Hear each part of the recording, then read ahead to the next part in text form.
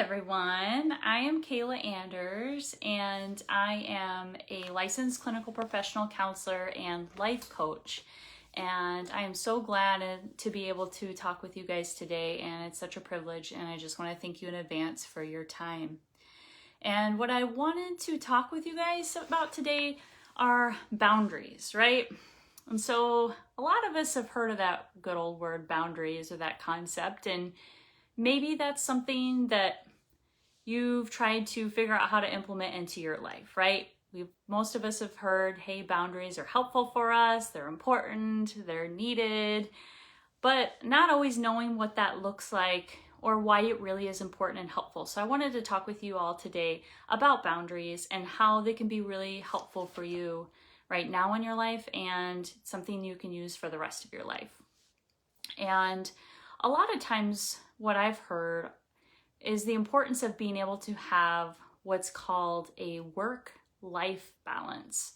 And what I would rather, hey Mallory, what I would rather call it is a work-life boundaries. And the reason for that is because a lot of times trying to have balance can be unrealistic for ourselves. It can lead to unrealistic expectations. It can lead to just not being something that a lot of us really realistically can obtain. And then in return, it can cause us to feel even more hopeless and even more unfulfilled and overwhelmed. So I'd rather just take out the word balance for us today and replace it with boundaries. But two, like another thing about boundaries is it's something that we can see. It's something that we can actively implement, and it's something that we have control over so that we can enjoy what is most important to us. And when Mallory actually had asked me to speak to you all about boundaries, I spent some time really trying to put myself in your shoes and what it must be like to be working in your field, and especially this year, especially with everything that you're going through, everything that you've been faced with, and all of the challenges that you must be facing right now. And I really wanted to spend some time really thinking about what it's like to be you right now. And I thought, if I were to put myself in your shoes, how exhausting that might be, and how much pressure you might be experiencing, how much responsibility you might be experiencing, and just a lot of the uncertainty that you may be going through right now, and just how difficult more than ever it may be to have boundaries, but also with that, how even more important and essential it is to have boundaries right now at this point in time in your life, in this year, in this school year. And so I decided there are a lot of different areas of boundaries in our life. And so I decided I really wanted to focus specifically today talking with you about boundaries with time. So boundaries with time. And before we really get into that, just a little definition of what boundaries are. Boundaries, basically, to define it, it's one really important way of being able to take care of yourself. And what I've found a lot of times in the work that I do and the people that I've worked with in the past is that boundaries for a lot of people feel or seem selfish. Like it's something they think is selfish, but it's actually the opposite. It's not selfish. It's selfless, and it's needed. It's needed for us to. So in order for you to be able to be the best teacher, educator, whatever line of work that you're in right now, or the best parent if you have kids, or the best spouse, significant other, any other areas of your life, in order for you to be the best, it's really important for you to be able to have boundaries and make your well-being a top priority. So boundaries really is a way to care for yourself and to be the best for yourself and for everyone around you. And also, without boundaries, we really struggle to take care of ourselves. And so what ends up happening is in a sense, we can put ourselves on the back burner, and which we slowly burn and get burnt out, right? So burnout is a very real thing, right? Burnout, exhaustion, and is very real, especially right now with everything that's going on. And I imagine there's some of you who are watching this that may really be feeling burnt out and exhausted right now. So if we really want to live, right, a wholehearted life, and we have to be intentional. That's one of my favorite words. We have to be intentional about living in a way that aligns with what's most important to us. And boundaries is a major way to be able to make that actually happen. So, first of all, I would like you guys to reflect on what is most important to you in your life and comment below. So, is it family? Is it your family? Is it your relationship? Is it your kids, your career? Comment below. What's the most important thing in your life? What do you value the most at the end of the day when you look at the bigger picture? What's the most important? Mallory, you said family. Yes, family is very important, right? For a lot of us. At the end of the day, that's what a lot of us will say. It's the relationships ultimately that we have in our life. The people that are closest to us tend to be the most important. And I want you to think about, when you think about what's most important in your life. So if it's family, like Mallory was saying, what do you need more of in your life to be able to live in a way that aligns with what's most important to you? So what do you need more of? Some examples could be quality time with your family. It could be quality time with your loved ones, and that might look like, being able to spend more time in the evenings, or spend more time on the weekends with your family without distractions, right? So comment below, what do you need, if whatever's most important to you in your life, what do you need more of to be able to be more fulfilled and to be able to enjoy your life more? Energy, yes, energy, need more energy, yes. Thank you for sharing that. Energy is a wonderful, beautiful thing, right? And I'll get to that, Mallory. That's a very, very good point, and I'm going to speak upon that. And how, well, I'm going to hold off. So another thing would be, another question I have for you is, what do you need to let go of in order to have, let's say, more time with your family? Maybe more quality time with your family, or quality time with your loved ones, or whatever it is that's most important to you. What would you need to let go of? And post that in the comments.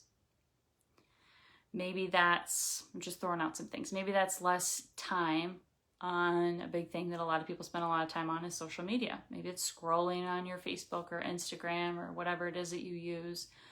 Or with everything that's going on, maybe it means less time.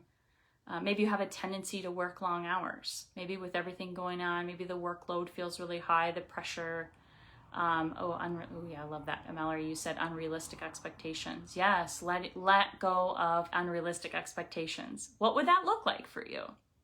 If you were to let go of unrealistic expectations, what would that look like? What would you do differently than you're doing now? And if you, like I was saying, if you tend to work maybe long hours, maybe you're working, some of the people I've worked with who are in the field of education, they've said they will get up really, really early in the morning. They'll work nonstop all day, no lunch, nothing, there's no breaks, and they will keep working until 8 o'clock at night. And they realize that they're spending so much time, and for themselves, too much time on their work. And that's not leaving them they're struggling with having boundaries with time. And so then they're in, like, one person that comes to mind, they're in a relationship and they're not spending time with their significant other, and that's causing problems, right? And that's causing them to feel unsatisfied and burnt out and exhausted and not having energy because because of how they're working, spending too much time working.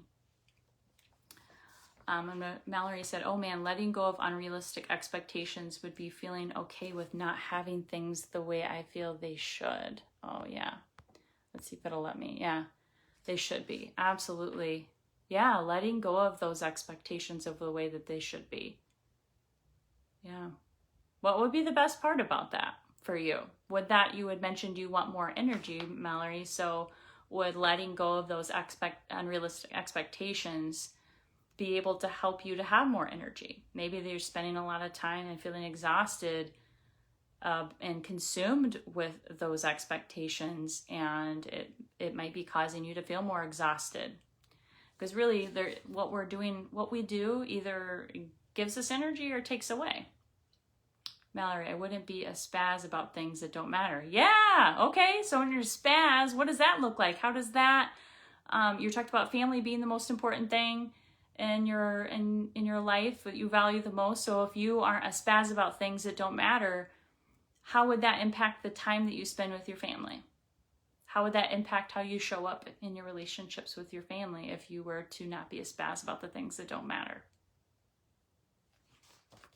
And so the beauty, right? I want to say something that's the beauty of boundaries is that when you establish boundaries, when you come up with boundaries and you're intentional about coming up with boundaries, you become more clear on how your time is spent. For example, let's say you're spending too much time on something and not enough on what's most important to you.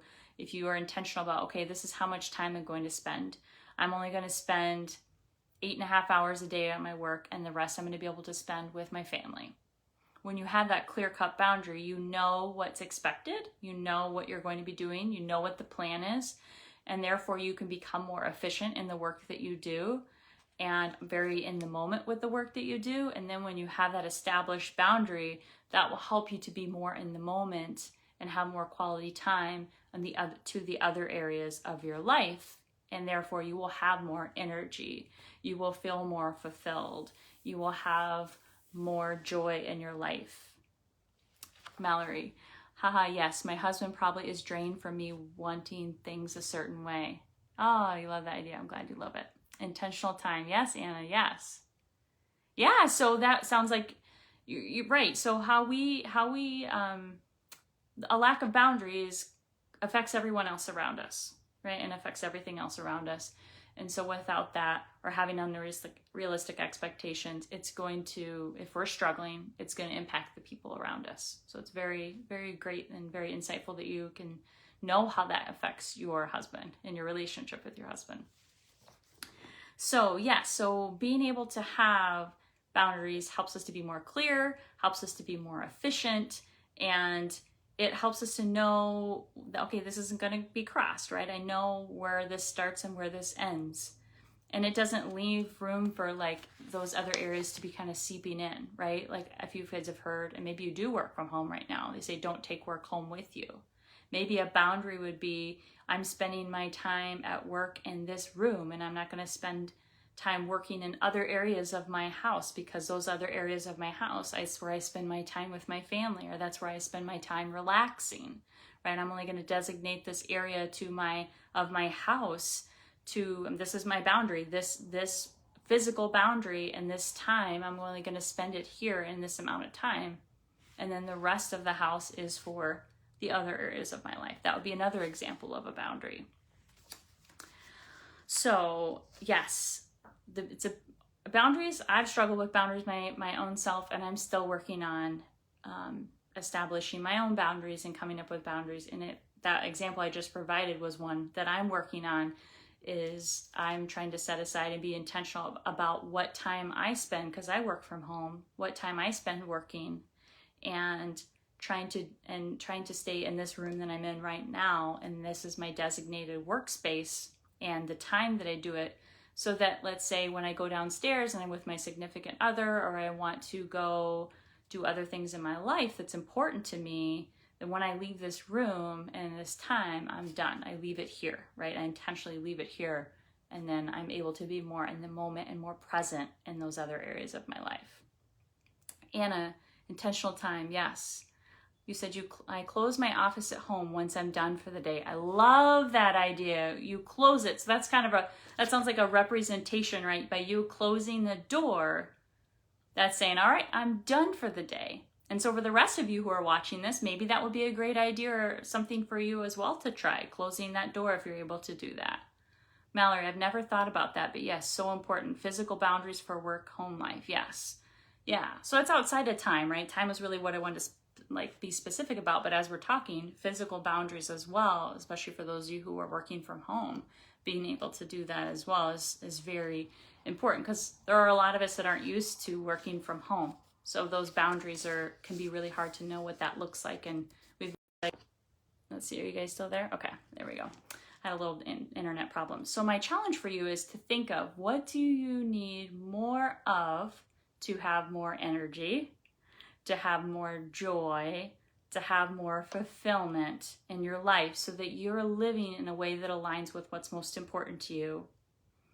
And what do you need less of? And that is where the boundaries come in, right? Knowing what you need less of and need more of, that's where you know how to and what your boundaries will look like and where they need to be put in place. And what my challenge is for you for this next week is to be intentional about setting those boundaries.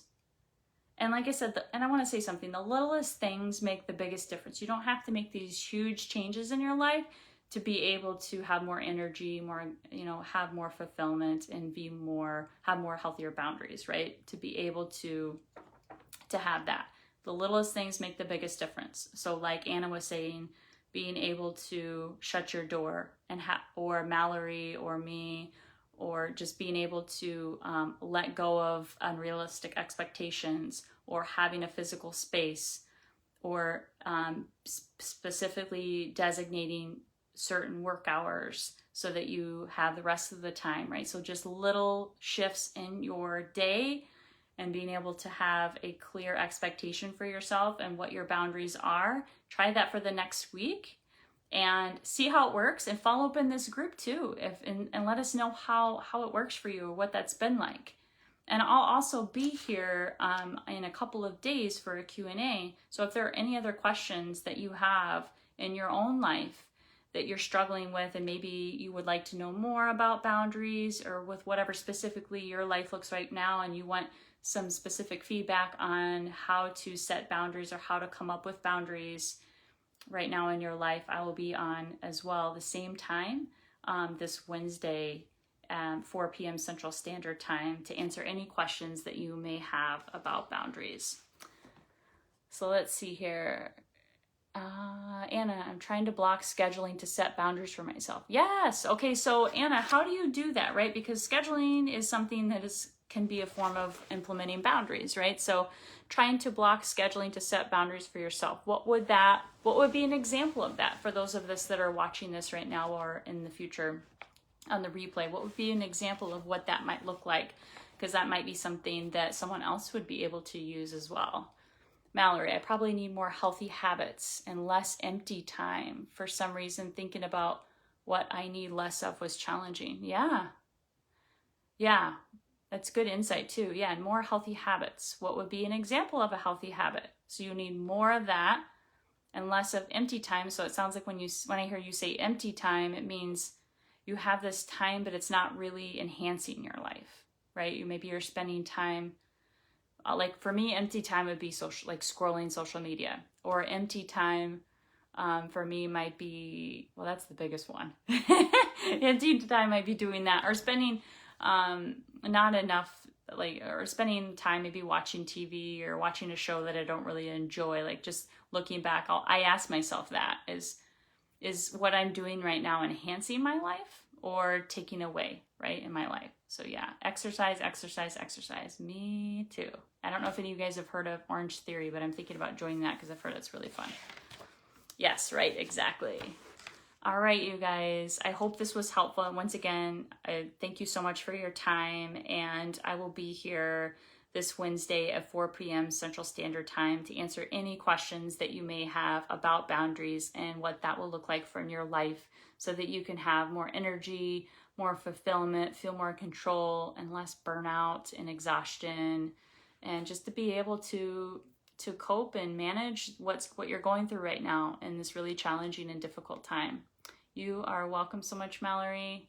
I'm glad I've given you a lot to think about. It's good to be thinking, right, about how we can improve our lives. We can always learn and grow. Anna, I look at what I need to get done and set up my schedule so that I have an end time for each task. I love that. Yeah, that's awesome. Thank you for that suggestion.